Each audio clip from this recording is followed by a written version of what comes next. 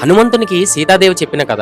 ఒకరోజు ఒక వనంలో అలసటతో రాములవారు సీతాదేవి నిద్రించారట. ఒక కాకి సీతాదేవికి గాయం చేసిందంట. రాములవారు లేచి చూసేసరికి సీతాదేవి శరీరం నుంచి రక్తం వస్తుందంట. అది చూసిన రాములవారు, నిన్ను హింసించడానికి సాహసించింది ఎవరు అంటూ ఎరుపెక్కిన కన్నులతో ఎదురుగా ఉన్న కాకిని చూశారట. ఆ కాకి ఇంద్రుడి తనయుడట. రాముడు తాను కూర్చున్న ఆసనం నుండి ఒక దర్భపుల్లని తీసి అభిమంత్రించి విడిచిపెట్టాడట. అది బ్రహ్మాస్త్రం. ప్రళయాగ్నిలా అది కాకిని వెన్నాడింది. భయంతో అది లోకాలన్నీ తిరిగింది. ఎవరు దానికి అభయం ఇవ్వలేకపోయారు. దేవతలు ఋషులు కూడా శరణ ఇవ్వలేమన్నారట. శరణాగతుడైన రాముడే దానికి అభయం ఇచ్చి, ఓ వాయుసమా, బ్రహ్మాస్త్రం వ్యర్థం కాకూడదు, దానికి లక్ష్యం చూపించు అనగా అది తన కుడికన్ను చూపించిందట. అలా దాని చావు తప్పి కన్నును మాత్రమే కోల్పోయింది. అప్పుడది తన ప్రాణరక్షణ చేసిన రాముని, వారి తండ్రి అయిన దశరథుల వారిని అభినందించి వెళ్లిపోయింది.